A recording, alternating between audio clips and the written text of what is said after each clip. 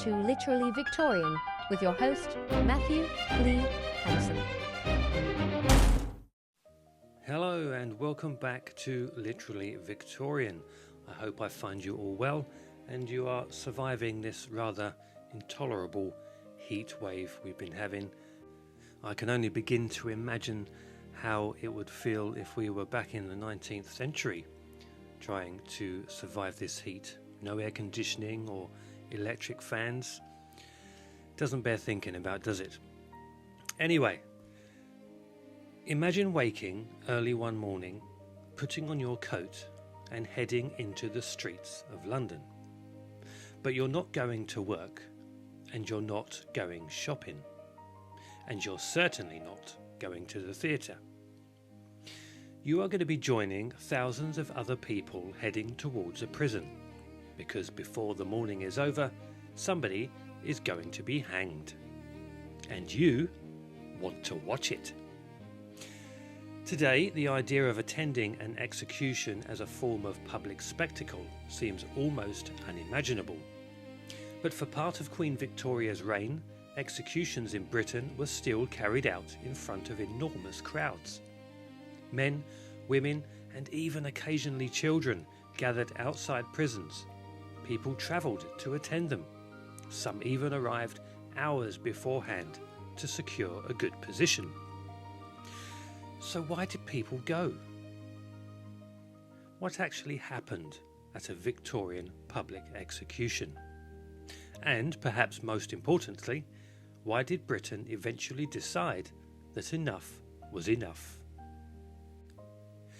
Public execution was nothing new when Queen Victoria came to the throne in 1837.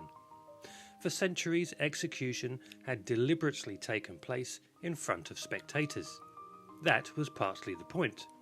Punishment was supposed to be seen. An execution wasn't simply intended to remove somebody who had committed a serious crime. It also delivered a warning to everyone watching. This is what could happen to you. In London, one of the most famous execution sites had been Tyburn, near what is now Marble Arch. Condemned prisoners were traditionally taken from Newgate prison through the streets to Tyburn, often accompanied by enormous crowds. But in 1783, long before Victoria came to the throne, executions were moved from Tyburn to Newgate itself. The journey disappeared, the spectators didn't. Newgate became one of London's great public execution sites, and by the Victorian period, thousands could gather outside its walls to watch a hanging.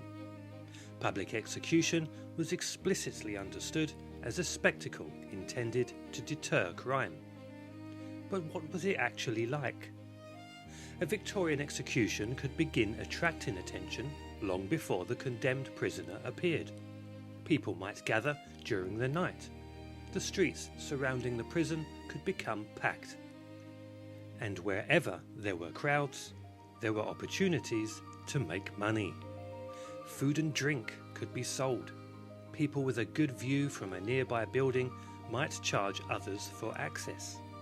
Crowds talked, shouted and jostled for position. And inevitably, criminals sometimes worked amongst them. One of the strangest contradictions of public execution was that a spectacle supposedly intended to discourage crime could itself become somewhere that pickpockets operated amongst distracted spectators. Parliamentarians debating public executions in the 1860s described spectators whistling and behaving as though they were watching entertainment, while thieves picked pockets in the crowd. And that increasingly troubled reformers, because something that was supposed to demonstrate the solemn authority of the law could instead resemble a carnival. So why would anyone want to watch? This is perhaps the most difficult part for us to understand today. Why would an ordinary person voluntarily go and watch somebody die? I'm not so sure it's something I would be too keen to do myself. And there probably wasn't one answer. Some went because they were curious. Others may genuinely have believed that witnessing punishment served a moral purpose. Certain crimes attracted enormous public attention, and an execution provided the final chapter of a story that people might already have followed through newspapers and public conversation. There was also something very human at work here. People have always been drawn towards extraordinary events, even disturbing ones. We slow down to look at accidents. We consume documentaries about murder. We follow criminal trials. Victorians were not necessarily so different. What was different was that the final act could take place physically in front of them. There was no television screen between the audience and the condemned. The crowd was actually there. And that is perhaps what made public execution increasingly uncomfortable for some Victorian observers. One of the most famous critics of public execution was in fact Charles Dickens. Dickens wasn't writing about something he had only heard about. He had witnessed executions himself. After attending a public execution outside Newgate, he became deeply disturbed by the behaviour of the crowd. During parliamentary debate in 1864, Dickens was cited as having described what he witnessed outside Newgate as a disgraceful and deeply disturbing spectacle. The same debate recorded spectators behaving as though they were at a theatre rather than witnessing a judicial killing. For Dickens and others who opposed public hanging, this presented an obvious problem. If an execution was supposed to improve public morality, what happened when the crowd itself behaved brutally? Were public executions discouraging violence, or were they turning death into entertainment? By the middle of the 19th century, attitudes were changing. This did not necessarily mean Victorians had suddenly rejected capital punishment. The argument was often about where an execution should happen. Supporters of private executions believed that carrying out the sentence inside prison would retain the punishment, while removing the spectacle surrounding it. The condemned person could still be executed, but there would be no enormous audience outside waiting for the moment to arrive. This was important because by then there was growing concern that public executions did precisely the opposite of what they were supposed to achieve.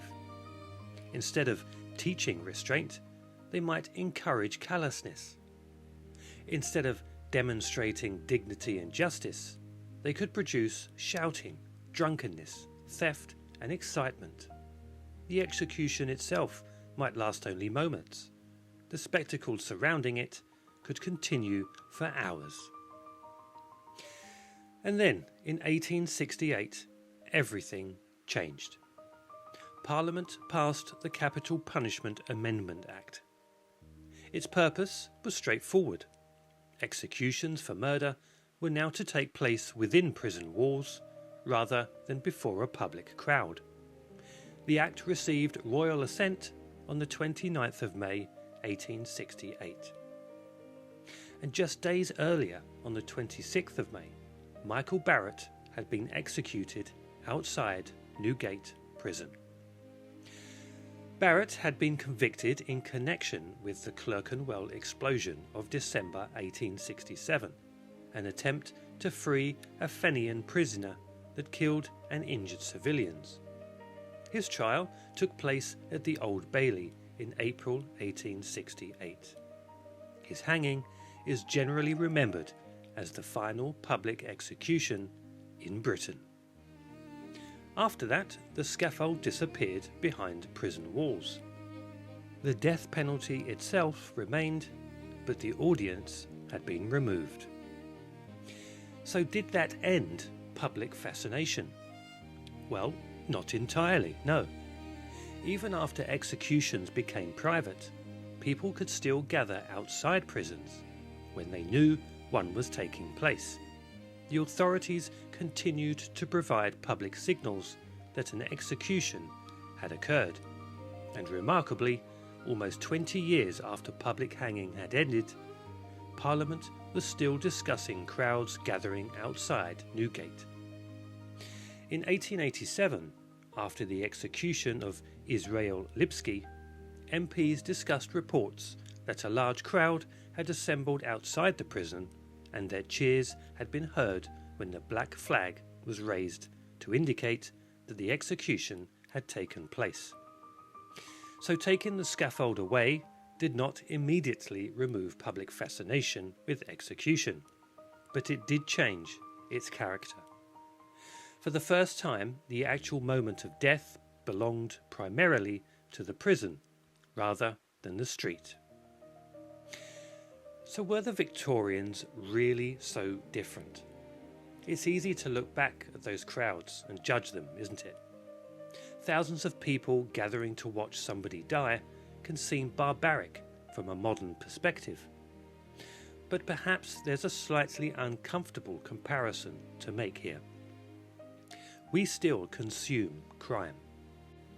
We watch documentaries about murderers.